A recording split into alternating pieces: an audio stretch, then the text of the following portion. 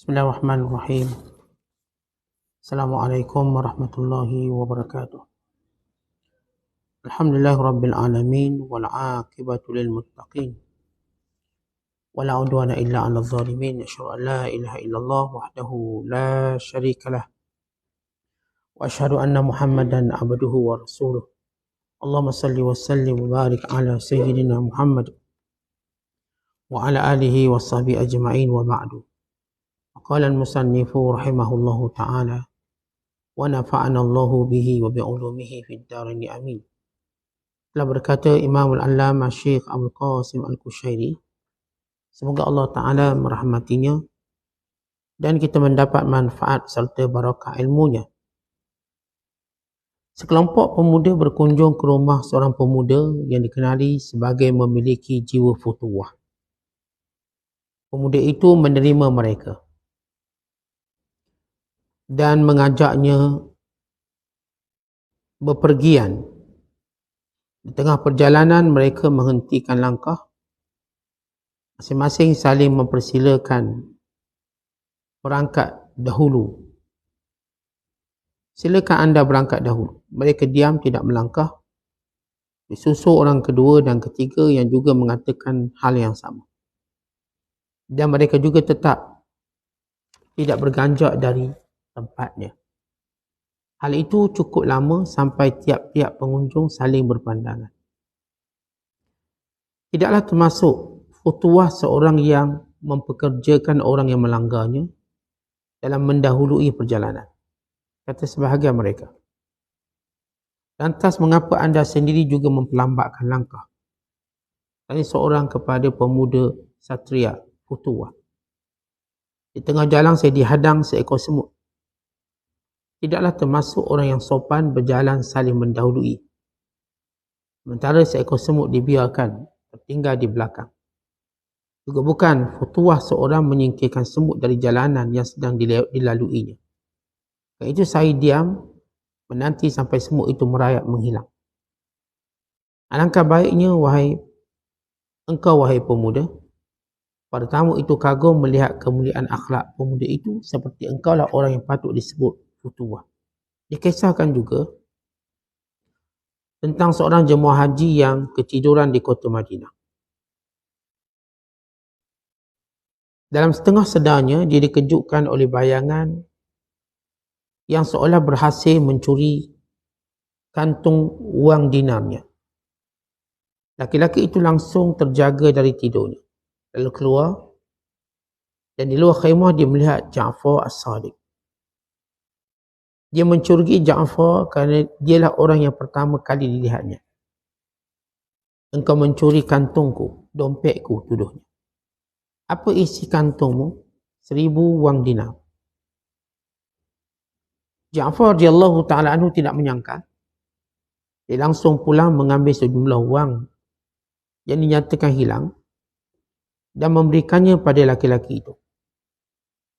Laki-laki itu kemudian membawanya pulang dan di dalam rumahnya dia melihat kantung wang dinarnya yang disangkanya hilang. Dia menyesal kerana telah gelabah menuduh, tergesa-gesa menuduh seseorang mencurinya.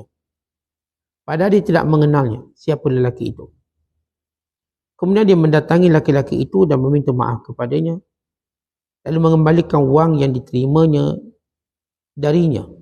Ja'far radhiyallahu ta'ala anhu menolak sambil mengatakan, sesuatu yang telah saya keluarkan dari tangan saya, tidak mungkin saya minta atau tarik kembali. Musafir itu merasa tidak enak, merasa tidak selesa. Dia tidak tahu siapakah laki-laki aneh yang telah dituduhnya mencuri. Siapa beliau? Tanyanya pada seseorang. Ja'far As-Sadiq, jawab seseorang. Syaqiq Al-Balkhi pernah ditanya pada Ja'far bin Muhammad As-Sadiq tentang makna futuwah. Menurutmu sendiri apa? Ja'far kembali bertanya kepada Syaqiq Al-Balkhi.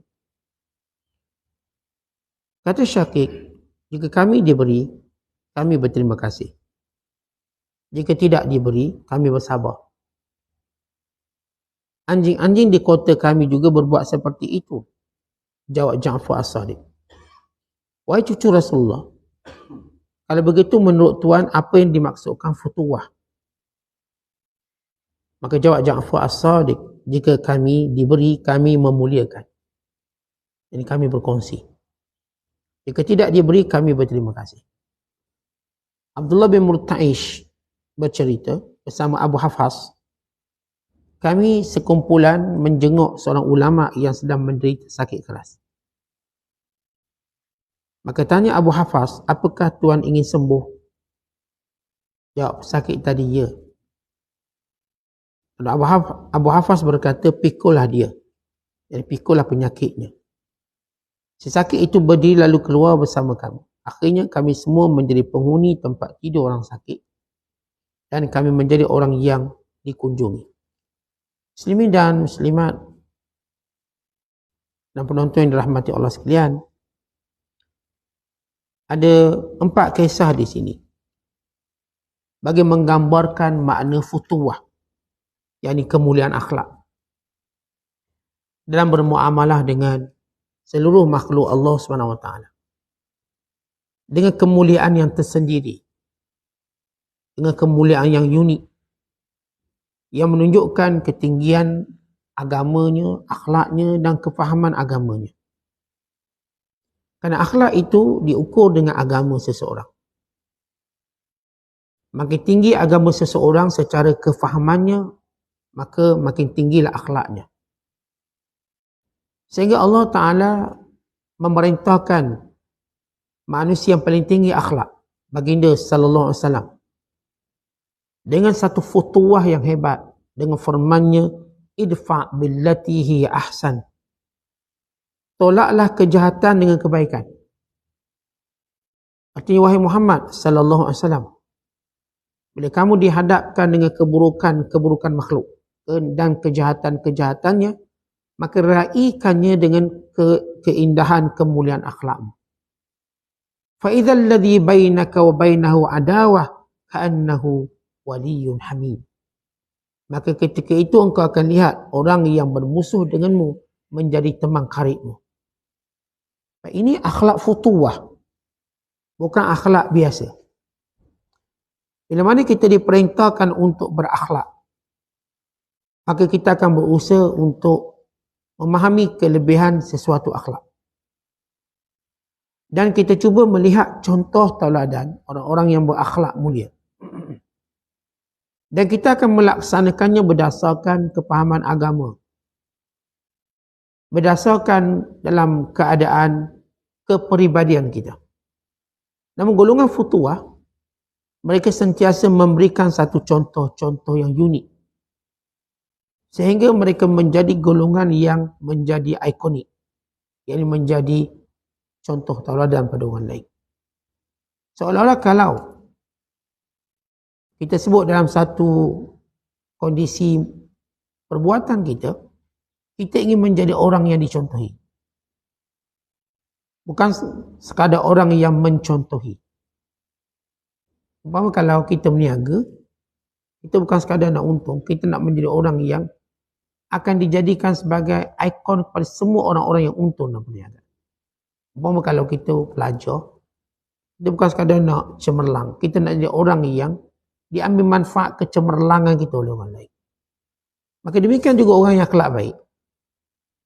Orang yang berakhlak baik ini bukan sekadar akhlaknya baik dari sudut umum, perilaku dan perbuatannya. Tetapi apa yang dilakukan itu terus akan menjadi contoh kebaikan yang dinilai oleh umat sejagat atas kebaikannya yang berasaskan pada 2 perkara. Yang pertama, ikhlasnya pada Allah. Ini tak ada lagi dari makna futuwah. Dan yang kedua ialah ilmunya terhadap suatu kebaikan. Tidak ada satu kisah di sini. Cuma saya dah sebut semalam, terjemahannya agak satu kesilapan yang agak serius. Jadi kisahnya ialah datang sekumpulan pemuda bertamu di rumah seorang yang amat pemurah. Futuwah. Kerana di antara sifat pemurah itu suka menjamu kawan, menjamu orang. Bagaimana kita sebut dalam hadis Nabi sallallahu alaihi wasallam, waktu baginda ditanya, "Ya Rasulullah, ayul Islami khair?" Wahai Rasulullah, siapakah orang Islam paling baik?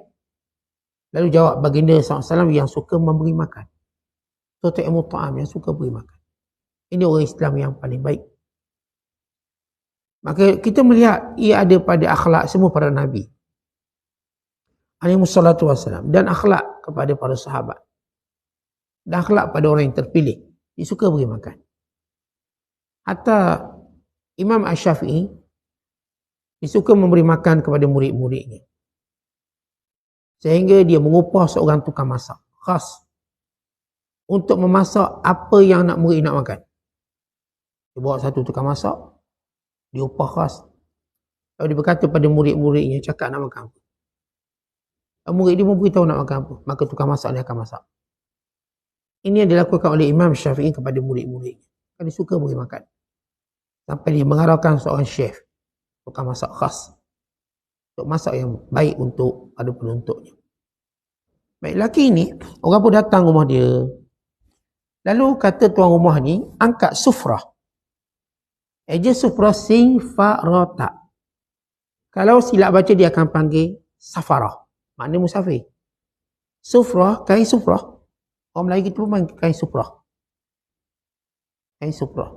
Tapi bila mungkin perkataan tadi dia nampak macam sinonim dengan musafir, dia pun terjemah, dia ajak pergi musafir. Tak ada, dia ajak makan. Lalu tuan rumah kata, "A'tini sufrah," bawa kain sufrah. Tiba-tiba pekerja dia ni, khadam dia, tak bawa kain sufrah. Senyap. Maka dia ulang kali kedua, bawa kain sufrah. Maka pekerja ni masih lagi tak respon. Dia ulang kali ketiga, bawa kain sufrah. Pekerja ni makin lagi masih diam. Lalu kata kawan-kawan dia, biasanya kalau kita dapat pekerja tak dengar kata, kita tak akan menggajikannya. Kalau dia hamba, kita akan lepaskannya. Kita tak akan bermuamalah dengan orang yang tak dengar kata. Kalau orang tu dengar kata, okey. Kalau kita ada pekerja tak dengar kata, kita akan hentikan. Bukan kita nak pukul, nak marah, tak. Berarti dia tak boleh bagi komitmen. Maka kalau ia khadam, maka dia dijual. Dijual balik. Sebab bukan dia ajar kalau tak dengar kata kita berpukul, marah, tak. Kita nilai seorang kalau tak dengar kata, dah habis. Maka kata kawan-kawan dia, kami kebiasaan, kami tak akan menggajikan atau mengkhadamkan man yata'asa, orang yang tak dengar cakap. Lalu kata lelaki ni, tunggu dulu. Akhir dia panggil kali berikutnya, barulah khadamnya datang bawa kain sufrah. Tu ditanya oleh tuan dia, kenapa kamu tidak menyahutnya? Lalu katanya, tuan, waktu saya nak ambil kain sufrah, ada semut atas tu. Ada semut. Bila ada semut, saya nak kebas buang, macam tak bersopan. Saya nak biar dia mengayak. Kalau saya nak angkat terus dalam keadaan ada semut, tak elok lah. Tiba-tiba kain sufrah tu ada semut. Dan saya nak biarkan semut itu biar mengayak dulu. Dan mengayak, dia dah tinggalkan, barulah saya ambil kain sufrah. Kerana saya tidak mau mengganggunya. Lalu kata tetamu yang hadir, ajaib. Inilah futuwah. Ia telah menunjukkan akhlaknya pada binatang. Kalau kita lihat bagaimana Islam mengajar kita bermuamalah dengan binatang. Kita baca sejarah sirah, bila Amr bin Al-As pergi ke Mesir untuk membuka kota Mesir, menawar Mesir dengan cara yang paling baik. Lalu Amr bin Al-As radhiyallahu ta'ala anhu, dia pun membina satu khemah besar. Orang Arab panggil khemah besar, tenda dia panggil fustat. Fustat tu khemah besar. Pada waktu dia buat satu khemah pentadbiran, waktu dia nak bergerak, lalu dia suruh tenteranya untuk kemaskan khemah. Tiba-tiba dia dapati ada burung buat sarang atas. Lalu kata Amr bin Al-As, biarkan dia. Tinggalkan khemah, tak apa. Jangan ganggu sarang dia. Dia besar. Dan ini akhlak. Yang disebut futuwah. Akan diceritakan bagaimana seorang sahabat bernama Abu Darda, dia bila melihat semut yang banyak, dia memecah-mecahkan roti lalu diberi makan. beri makan semut tersebut. Bahkan diceritakan bagaimana dahulu para ulama memuji tentang orang-orang yang mewakafkan tanah mereka untuk memelihara atau menjaga kebajikan binatang-binatang seperti di wilayah Fas. Diceritakan bahawa mereka mewakafkan tanah untuk burung-burung. Dan setengah mewakafkan tanah untuk kucing-kucing. Untuk mereka makan. Supaya mereka tak terbiar atau tak kelaparan. Kan Islam secara asas kita lihat. Bagaimana mengajar umatnya dalam berakhlak. Bukan sekadar pada manusia. Pada tawanan perang. Atau pada musuh. Bukan pada binatang-binatang. Dalam satu hadis Nabi kata, Innallaha katabal ihsan ala kulli syai'. Sesungguhnya Allah Ta'ala menetapkan, mewajibkan kamu melakukan kebaikan pada semua benda. Kalau kita sebut semut tadi, semut di antara binatang yang Nabi SAW melarang kita bunuh. Dalam hadis Rasulullah menyatakan, Naha Rasulullah SAW an qatli arba' minad dawa'. Nabi melarang kita bunuh 4 binatang. Yang pertama ialah an-namlatu, semut. Yang kedua ialah an-nahlatu, lebah. Dan yang ketiga ialah al-hudhuda, burung belatuk. Yang keempat ialah as-suradu. As-surad, burung yang disebut sebagai syirik. Burung syirik kalau bahasa Inggeris, syirik. Apa benda burung syirik ni? Dia satu burung pemangsa, kecil je burung ni, tapi dia makan serangga. Bukan dia mampu makan ular. Burung syirik ni. Biasa perut dia putih, warnanya kelabu, kadang-kadang ada merah, kadang-kadang ada kuning. Kepala dia hitam sikit, dia macam pakai topeng sikit emas. Atau boleh google lah ni, tengok. Burung syirik. S-H-H-R-I-K-E. Orang Arab panggil surat. Burung ni bagus sebab dia menjaga ekosistem. Dia akan makan semua serangga-serangga, termasuk ular-ular kecil. Dia boleh makan ular binatang yang lebih besar pada dia. Dia boleh makan, termasuk kita panggil cicak-cicak padang pasir. Bentuk bewok jugalah. Macam mengkarung sikit, dia boleh makan. Dia ada kemampuan yang kuat pada kuku dan pada mulutnya. Pada gigitan, patukan dia boleh membunuh. Ini burung surat. 4 binatang ini Islam larang kita bunuh. Yang kita nak highlightkan ialah Nabi melarang bunuh an-namlah, semut. Total semut ni ada 2 jenis.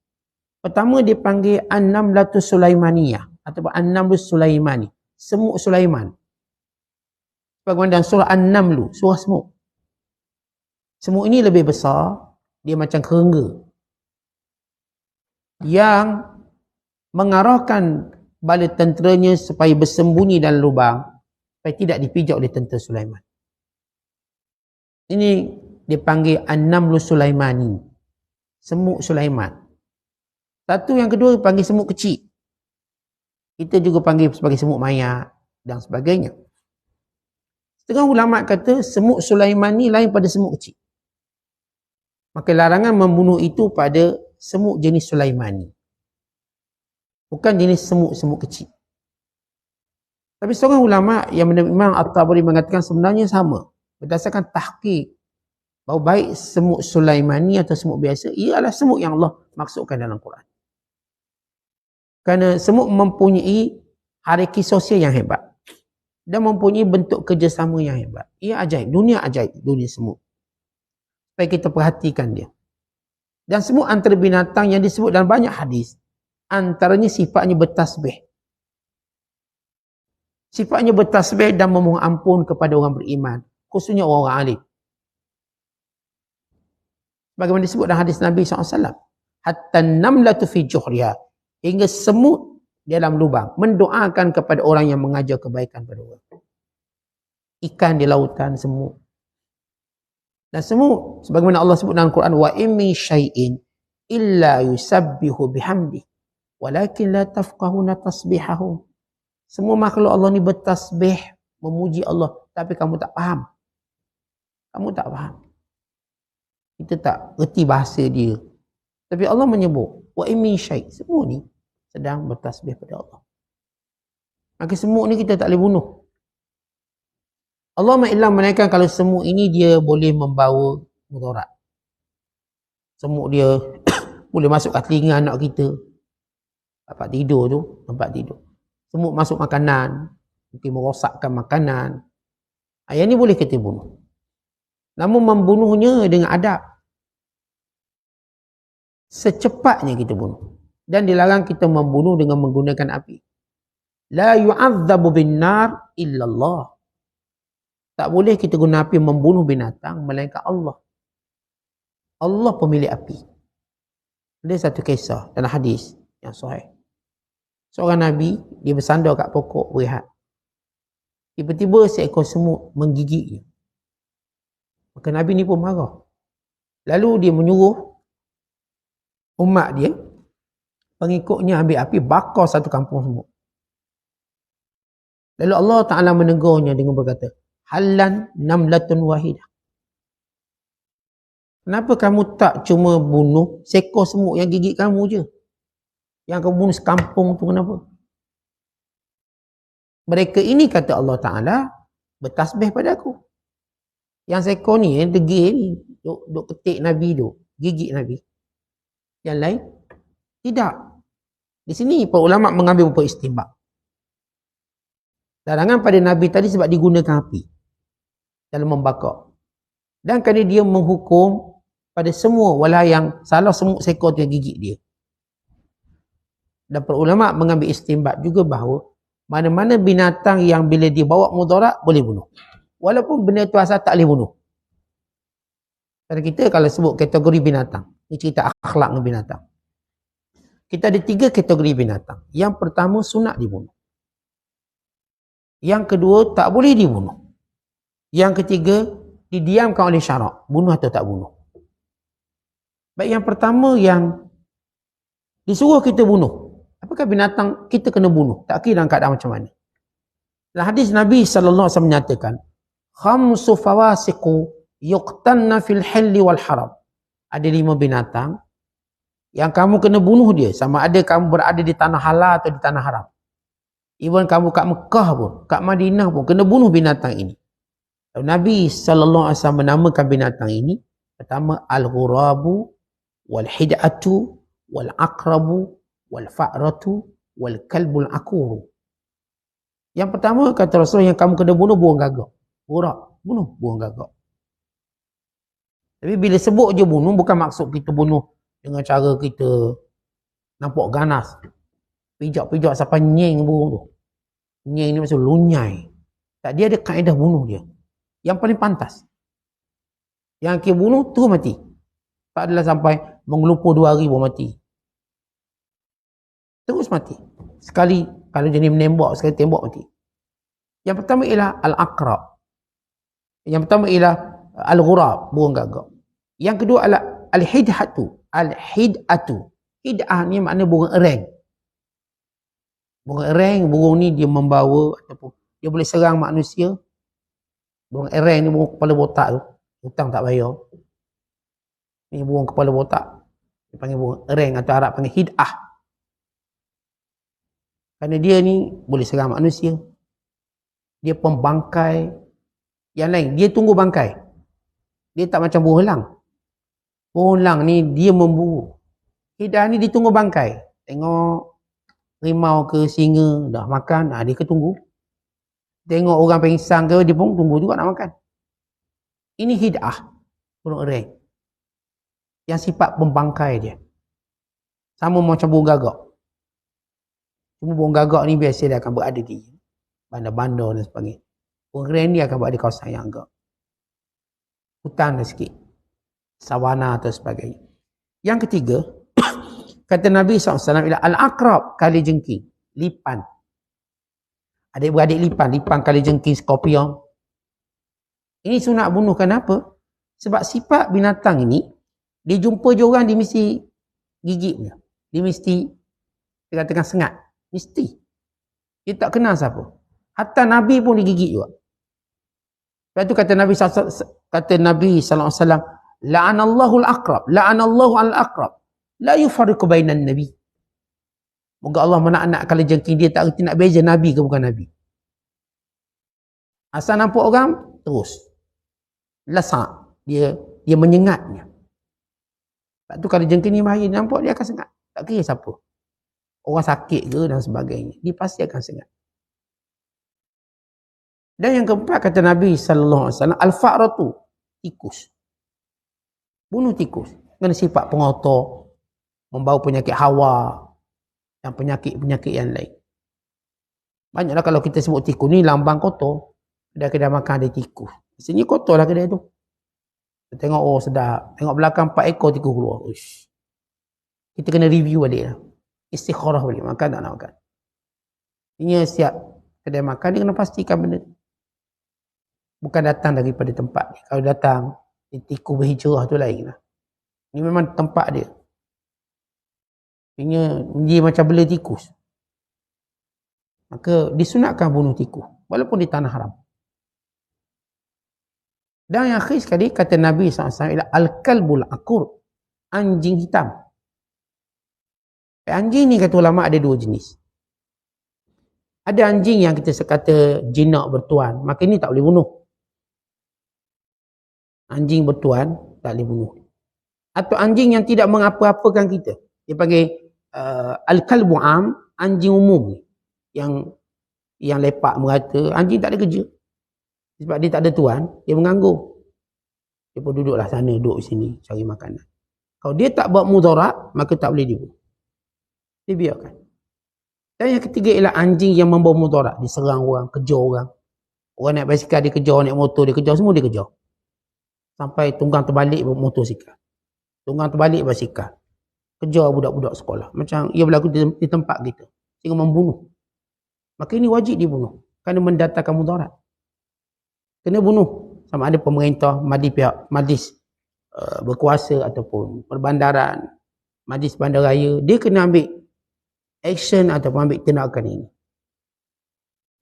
Kalau anjing-anjing yang tak beri mudarat apa, memang saya kata dia ada tuan. Atau anjing ni, anjing umum kita tengok, tapi dia tak usik apa-apa. Jadi kita pun jangan usik dia lah. Jangan duduk baling dia, pukul dia, tak perlu. Sebab itu Imam Ash-Shirazi satu ketika, Ustaz Shirazi, dia berjalan bersama murid-muridnya. Tiba-tiba anjing tu tidur kat jalan dia, lalu. Lalu Imam Shirazi lalu jalan lain. Kata anak murid dia, tuan guru, kita halau anjing ni, saya baling. Kata Imam Shirazi, jangan. Jalan ini luas.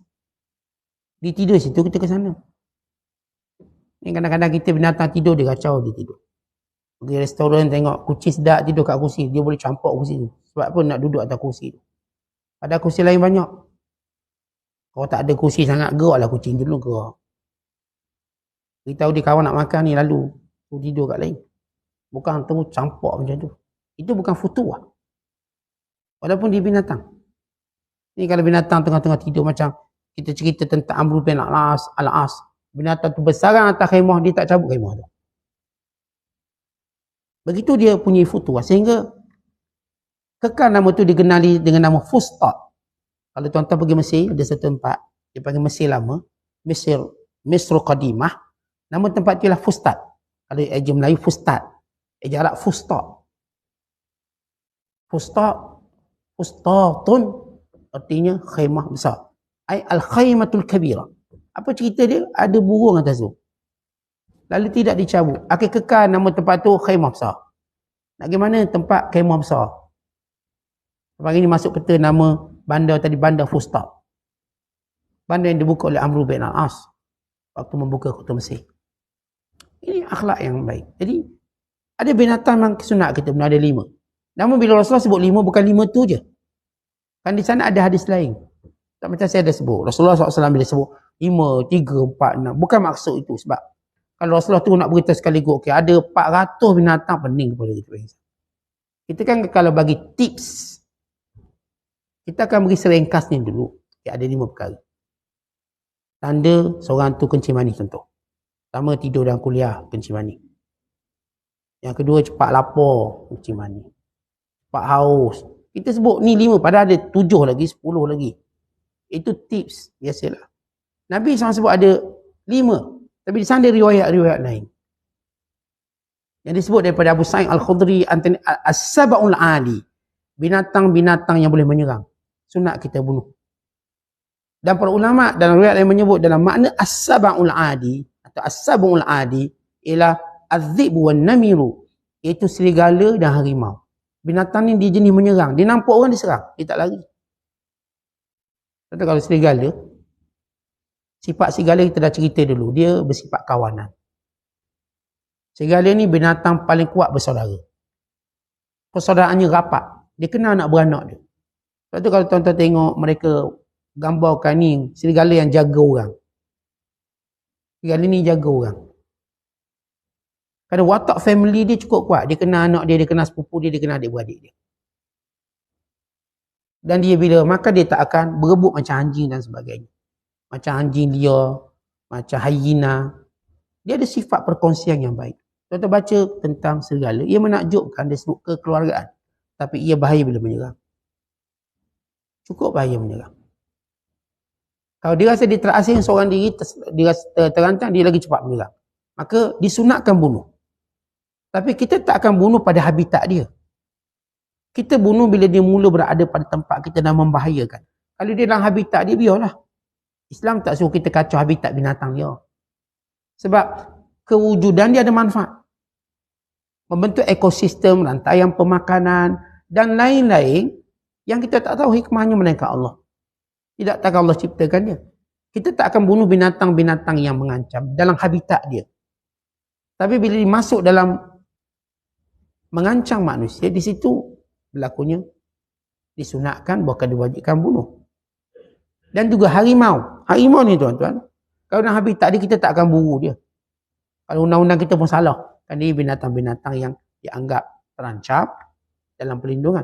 Tapi kalau dah masuk kampung, kalau dia dah mula serang haiwan ternakan, mengancam penoreh getah, petani, peladang, mengancam ramai orang, maka ini perlu ditangani dengan cepat. Sebab itu dalam Jabatan Perkhidmatan, Jabatan Perhutanan, dia kalau harimau tu ada rekod je serang orang, dia akan dibunuh. Atau dia akan ditangkap untuk bentuk dia supaya tidak menyerang orang. Tapi kalau sekiranya dia boleh menyerang, membahayakan, dia akan dibunuh. Tengok orang kampung saya kerja perkhidmatan, buru harimau. Dapat orang kampung report lembu banyak mati kat Ferda, maka dia pun bertugas, jirang saya ni, jirang. Maka mula-mula tumbuk, dia tembak guna pelali untuk pindah ke tempat yang lain. Supaya tak duduk kawasan kampung, biar ke hutan dia. Maka dia pun tembak pelali. 2-3 das. Dia ingat harimau ni dah pingsan. Dia pun turun daripada pokok. Punya harimau tu gagah lagi, lalu serang dia. Habis lagi-laginya. Cacak kekal. Jirang rumah saya, jirang dekat rumah saya. Cacak kekal. Akhir harimau ni bila tahu dia membahayakan, maka tembak tu mati. Dan dia memang jenis agresif. Dia suka serang orang. Dan kalau kita campur 5 tadi, dengan 2 jadi 7. Di sana ada hadis lain pula tentang binatang yang sunat bunuh, ialah cicak. Cicak. Maka ini dah jadi 8 ekor, 8 jenis binatang. Dan setengah ulama memasukkan yang ketujuh itu ialah mana-mana binatang yang mu'ziyah, yang memberi kemudaratan. Beruang. Kita beruang dia duduk habitat dia, tak apalah kalau dia masuk kat kampung. Macam kampung saya, beruang datang makan madu. Madu keluluk tu dia makan. Masuk rumah orang tu, masuk rumah orang ni. Lalu dia mengancam, buang matahari. Lalu dia mengancam. Kalau tak mengancam tak apa. Kalau dia boleh lari dengan dihalau, maka jangan dibunuh. Kalau dia tengok kita, dia pun lari masuk hutang dia, tak dibunuh. Sebab dia ada manfaat dia. Tapi kalau dia menyerang, membawa bahaya, maka ketika itu dia bunuh. Ini binatang, senarai binatang yang perlu dibunuh. Termasuklah kita sebut buaya. Kalau dia masuk dalam makna umum, dia panggil as-sab'ul adi, ataupun kita panggil binatang-binatang yang boleh menyerang. Tapi buaya ni tuan-tuan, kita tak bunuh pada habitat dia. Sebab dia ada guna dia. Dia ada guna. Tapi kita bunuh bila dia mula menyerang orang, membahayakan. Ya, kalau ni sungai tempat orang manda, tempat orang basuh kain, basuh baju. Lalu dia mengancam, ketika itu baru dia bunuh. Kalau dia memang duduk tempat dia, jangan diusik. Macam jin juga tuan-tuan, jin. Jin ni kalau duduk habitat dia, kita tak kacau. Kita akan berurusan dengan dia bila dia kacau kita. Kalau saya berjalan satu jalan, sebelah jalan tu ada jin. Saya tak kacau dia, dia jalan lain, saya jalan lain. Buat ada je lah. Tak payah saya nak serbu dia. Kalau sekiranya tuan-tuan umur dekat taman mainan kanak-kanak. Malam-malam tengok buai berayung sendiri. Anak jin main. Nak main siang, geluk dengan orang. Maka jangan kacau dia. Dia dalam dunia dia. Jangan tengok buai berayung semua. Panggil ustaz ni rukiah. Tak, dia sedang main, biarlah dia. Kita tak kacau dia. Dia main. Melainkan kalau tengah kita main, tiba-tiba dia main sekali. Dia kacau kita. Barulah kita boleh lawan dia. Elok-elok kita main, maka tiba-tiba dia pun main sekali. Gerung anak kita buai tu ayung sendiri. Itu kita lawan. Kita rukiah lah. Tapi kalau dalam keadaan dia main tengah-tengah malam 2-3 pagi. Dia main. Okey lah, tu dia tak kacau kita. Tapi kita tengok ni, siap-siap. Tengok daripada apartmen bergerak ni. Takut. Tak, itu dunia dia, biarkan dia. Saya kata kalau tuan-tuan berjalan, tiba-tiba tuan tengok jalan sebelah tu ada 3-4 jenis jin jalan. Perlu ke saya kacau? Tak perlu. Dia ada kerja. Tu ada mesyuarat ke benda kita pun tak tahu. Saya ni ada kerja saya. Jangan dia layan. Tapi kalau datang serah saya lawan. Kalau dia sengaja nak ngusik saya lempang dia. Kalau dia sengaja nak tu saya akan perang dengan dia. Kalau rumah saya duduk, dia duduk rumah saya, dia kacau, saya lawan dia. Tapi kalau dia main hantar bumbung, dia tak kacau, saya duduk diam-diam. Maka saya tak kacau dia. Ini disebut dalam hadis Nabi SAW. Di Madinah itu ada jin-jin Islam yang mendiami bumbung-bumbung rumah kamu. Jin Islam baik hidup bumbung. Dia pun beritahu anak dia jangan berlari kuat-kuat, ganggu tuan rumah bawah. Kadang-kadang dia berlari laju sangat anak-anak dia. Anak jin lah tu. Dia kena cakap mak dia jangan beritahu anak tu. Jangan berlari laju-laju sangat kuat. Ganggu kita kat bawah. Sebab dia duduk dalam dunia dia, kita tak kacau. Sama juga binatang, kata dia duduk dalam dunia dia, tuan-tuan jangan kacau lah. Tapi kalau datang untuk mengganggu dunia kita, tempat kita nak berjabat ada harimau seekor tunggu, kena bunuh. Kalau harimau cuma dalam hutan, saja kita ambil senjata nak kita tembak, maka ini dilarang. Baik secara undang-undang kita atau secara syarak. Sebab fungsi dia, fungsinya wujud dalam menjaga kelahiran binatang-binatang, kadar kelahiran binatang. Kadang-kadang mereka tolong kawal populasi binatang yang mungkin terlalu banyak. Maka binatang ni mengurangkannya. Dengan cara fitrah yang Allah susun aturan kehidupan binatang. Seperti binatang, tuan-tuan tengok, dia dalam kitaran dia tak akan, bukan dia yang merosakkan binatang lain. Yang merosakkan binatang lain manusia. Manusia punca binatang tu pupus. Bukan binatang. Tentang harimau, kalau pun dia makan buruan, dia tak makan semua, dia makan seekor seminggu dia makan. Dia buru seekor, dia simpan. Seminggu, minggu depan pula memburu. Kalau kita manusia, nak ambil semua. Serentak sekaligus. Itulah yang menyebabkan pupus. Ini binatang-binatang yang kita kata halal. Ada binatang yang kita kata haram, kita bunuh. Saya dah sebut tentang 4 binatang diharamkan bunuh. Yang Nabi menyebut secara nas. Apa dia? Antaranya ialah semut, antaranya ialah lebah, antaranya ialah burung hudhud, antaranya ialah burung surat, burung-burung syirik, ataupun burung kecil tapi dia mangsa pada serangga-serangga. Dia suka makan serangga, hasyarat dan binatang yang bahaya. Kali jengking dia makan. Misalnya ada hadis lain menyebut binatang yang tak boleh dibunuh. Antaranya ialah binatang bernama katak. Kata Nabi SAW, la taqtulud dhafar. Jangan bunuh katak. Fa inna naqihaha tasbih. Bunyi katak adalah tasbih. Ada larangan supaya jangan bunuh katak. Kita tak boleh bunuh katak. Diharamkan. Ada binatang-binatang yang maskutun, yang tak disebut hukum syarak. Apa dia? Lipas. Jong'lang. Ni serangga-serangga lain.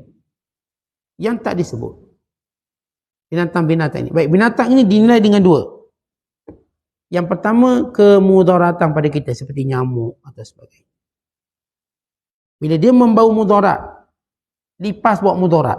Orang Arab panggil sursur. Sorosir. Sursur maksudnya lipas. Lipas. Lipas ni, kalau dalam bahasa Arab dia bercakap, La tatakallam ma'i ya sur. Tak payah cakap dengan aku, hai lipas. Dia panggil lipas. Kalau tak suka orang, dia panggil lipas. Ini perangai lipas. Kotor. Baik, lipas ni tuan-tuan, duduk rumah kita. Kalau dia membahayakan. Bahayakan sebab apa? Ustaz, anak saya kalau tengok lipas, dia boleh terbang, Ustaz takut. Bukan anak bini-bini. Geli. Jadi beri mudarat. Tengah-tengah masak, tiba lipas, dia boleh terbang. Dia boleh melompat. Terus atas mesin basuh. Naik. Tak masak hari tu. Anak nak masuk bilik air, tengok lipas. Terkecing kat luar. Terkucir kat luar. Baik, kalau lipas ini, kan lipas kadang-kadang dia suka terbang. Tu kalau terbang, tuan-tuan bayangkan ngeri tak ngeri terbang. Terbang semua. Uish, itu. Kau tu iman batas sebenarnya. Artinya benda tu orang geli. Nak tanya geli. Masuk bilik air, kat makanan, kita pun nampak kotor. Maka boleh dibunuh ketika itu. Tapi kalau dalam habitat dia, kita tak carilah. Tapi kalau dia boleh rosakkan makanan, menyebabkan takut ahli keluarga, maka ketika itu boleh kita bunuh. Lipas, telur. Ini panggil maskut. Syarak tak sebut. Dia berdasarkan pada uruf kita. Nyamuk tidak disebut secara khusus. Tentang membunuhnya. Kan nyamuk ini, dia antara tentera Allah. Tentera Allah. Sehingga kita tahu bagaimana orang paling sombong dalam dunia mati dengan seekor nyamuk. Bahkan Nabi SAW pernah menyebut dalam hadis, supaya tidak memaki nyamuk. Kerana sifatnya menggerakkan orang bangun tidur. Kata Rasul, jangan kau maki nyamuk, kerana dia pernah membangunkan seorang Nabi yang tidur. Kata Nabi-Nabi SAW, mereka kalau biasa mereka tidur, mereka bukan tidur macam kita. Hati mereka jaga. Mereka tak tidur macam kita. Tidur je tak sedar. Yang loceng kita bunyi tak sedar. Loceng bini kita bunyi pun tak sedar. Loceng bilik anak kita pun tak sedar. Kita memang tidur betul. Para Nabi tidur mereka lain. Mereka boleh dibangunkan dengan seminimum bunyi. Telinga mereka. Yang hati mereka jaga. Tapi ada seorang Nabi, kata Rasulullah, ada cerita. Ada Nabi tu dia macam terlena. Kalau tidak, kerana nyamuk yang membangunkannya, niscaya dia tak bangun. Sebab tu kata Nabi SAW, jangan maki nyamuk. Itu duk maki nyamuk. Kan nyamuk kan, dia, bila dia bunyi kat telinga, kita pun bangun, tak selesa tidur. Dia slow je bunyi, bukan dia bunyi kuat. Dia pun bukan marah kita membeber ke, tak ada. Tapi dia bunyi ni tu cukup membangunkan kita. Jadi kita pun bangunkan diri kita dengan lempang nyamuk, kena atas muka sendiri nak bangun.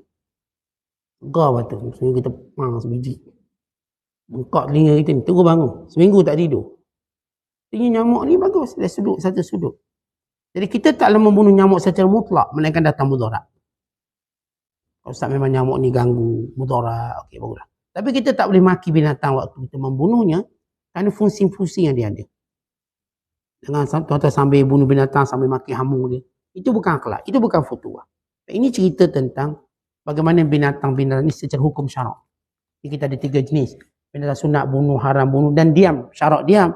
Tapi dia mengikut satu hukum yang mendatangkan mudarat. Sila bunuh. Ataupun menjadikan kita bimbang keselesaan kita. Tak selesa Ustaz, tidur ada semut, kat bilik ada lipas. Memanglah tak kacau kita Ustaz. Tapi kita tak selesa, takut. Tengah tidur dia terbang atas muka kita. Misalnya. Atau tengah masak, macam saya sebut contoh-contoh yang ia berlaku, bukan kita beri andai, memang berlaku. Kalau orang takut lipas, takut sungguh. Dia boleh jerit kuat. Kita ingat ke polong ke datang pun. Lipas. Kita dah prepare ni ayat macam-macam ayat. Anak jerit, abah. Dia budak-budak ni. Pergi lipas. Lipas tu dah mati lah tu. Dia boleh takut lipas mati. Nak suruh anak-anak kita berani, kita ambil lipas, pegang dengan tangan. Lepas tu sumbat dalam mulut kita. Olok-olok tangan si mulut, olok-olok. Tak ada takut ni. Terus pegang ambil. Jadi satu kerja kita pula bunuh lipas. Sebab anak-anak takut. Setengah-setengah tempat. Setengah-setengah keadaan. Dan dalam Islam kita katakan, bagaimana Islam memang, walaupun kita cerita sunat, bunuh dan sebagainya, bukan dengan cara kita membunuhnya secara kejam, zalim. Atau binatang-binatang yang kita sunat bunuh kerana kita nak makan. Seperti kita korban, kita akikah. Kambing tu sunat bunuh. Untuk kambing. Tapi kita tak boleh bunuh lah, kita boleh sembelih. Rasulullah SAW juga menyuruh kita berakhlak dengan binatang. Satu ketika, Sedang Rasulullah SAW lalu, Nabi tengok seorang lelaki, dia letak kakinya di atas tengkok kambing, manakala pisau diasah depan kambing. Sambil kambing tu ditengok pisau diasah belalak mata.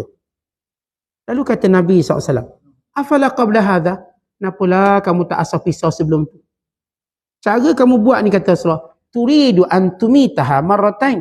Kamu nak suruh kambing ni mati 2 kali. Macam mana mati 2 kali? Kami tengok pisau asah depan mata dia, dia rasa mati dah dia, arwah dah dia. Lepas tu kena sembelih lagi, 2 kali mati. Lepas tu perbuatan itu diharamkan. Kata nak asah pisau, asah. Jauh. Sama juga perangai kita. Dia letak lembu, masa korban. Lepas tu dia pun gali lubang depan lembu. Tangkung kat. Lembu punya cemas, 5 kali cemas. Sakit jantung lembu ni. Kata gali lubang dulu. Gali lubang dulu. Kau kenapa boleh heret lembu kat lubang ni tak? Dia letak lembu. Yang ni kira yang tukang cangkul lubang tu betul-betul. Sekali dia cangkul dekat dengan leher. Bayangkan lembu tu dia punya tengok keadaan tu. Kalau tuan-tuan orang buat macam tu je. Ikat dia tok sini, kita pun cangkul buat lubang je, bukan nak bunuh buat lubang. Oi cemas. Gugur jantung, gugur semua lah. Perbuatan inilah perbuatan menganiaya binatang. Umar Khattab. Satu ketika, sebab Rasulullah dah mention, dah beritahu. Satu ketika Umar Khattab lihat benda yang sama. Orang ni tak tangan kaki kat apa ni, dia punya atas belakang kambing, lalu dia pun asah pisau depan. Umar kalau Umar Khattab di jalan dia buat rotan. Tapi rotan tu rotan kecil, dia pakai durrah. Dia pun sebab. Apalah tak asah dari awal tadi. Dia tu sebab. Tapi dia tak sebab kuat lah. Dia macam beri satu peringatan. Sedar. Macam kita jenis buat serbang ni. Pusing-pusing serbang, sembunyi. Bukan nak suruh sakit. Nak suruh sedar. Kenapalah kamu tak sembelih sebelum ini. Lepas tu sahabat kata, ya Rasulullah, aku nak sembelih kambing pun aku kena kesian ke kambing ke? Apakah aku bila nak sembelih kambing, aku perlu inilah azbau syata fa'arhamuha. Saya nak sembelih kambing, apakah saya kena pandang dengan kesian? Nabi kata, ya. Sembelih kambing dalam keadaan kesian, kerana bila kamu buat demikian, Allah kesian ke kamu. Ini tuan-tuan kita bila sembelih binatang, lembu, kambing, maka lakukan dengan cara yang beradab, baik. Ini muamalah kita. Jadi cerita semut tadi, bagaimana orang ni tak nak angkat kain sufrah sebab ada semut atas. Biarlah semut tu bergerak dulu, barulah terus ni. Sebab ini semut tak pergi mudarat pada dia. Semut tak pergi mudarat, semut tak menghalang apa-apa. Lalu kata tetamu, kalau begini kamu punya perangai, inilah fotuwah. Ini sampai peringkat tuan-tuan. Kita tak dapat bayang bila orang ni baik sungguh. Akhlak dia bukan sekadar manusia dapat rasa. Ni binatang dapat rasa. Jin-jin pun dapat rasa. Tentang jin pun disegar orang akhlak baik. Akhlak baik yang saya sebut tadi, kita tak kacau jin. Kalau dia berjalan belah sana, jalanlah. Awak jalan tempat awak Said, jalan tempat Said. Insya ada jin 3-4 ekor jalan. Dia buat anak-anak di jalan. Awak ingat awak seorang kena cuti, dia pun nak cuti. Dia berjalan tempat dia, kita tempat kita. Tak segi tamang, kat sana dia. Biar di tempat dia. Kalau dia datang kat tuan-tuan, dia kacau tuan-tuan. Itu baru kita cerita. Kalau duduk tempat dia, kita tak kacau. Duduk buat kerja kita. Dan ini caranya. Cuma kalau kita rasa kita ni Ustaz saya ni berani lah sikit. Saya bimbang bila dia buat macam tu semua orang takut. Cakap dia, awak ni kalau boleh janganlah duduk berjema kat sini, orang takut. Orang takut. Better jangan tunjuklah muka tu. Itu kalau kita berani lah. Kalau kita takut, kita lari je lah. Kalau berani cakap supaya dia tak kacau.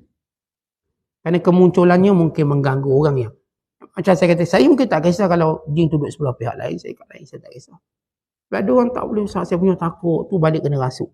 Macam ni saya akan kata, akan beritahu, ia mengganggu orang lain. Jadi, better awak keluar. Better awak tak zahirkan diri awak. Sebab saya kata, jin tak perlu zahirkan dirinya. Melainkan dia ada tujuan yang sebaliknya. Wa imma dia ada tujuan untuk menakutkan manusia. Sebab asas jin ni, dia memang dalam dunia dia tak akan zahir. Dan kita tak boleh tengok dia dengan bentuk dia. Tapi kalau dizahir diri dia, dia ada 2 kemungkinan.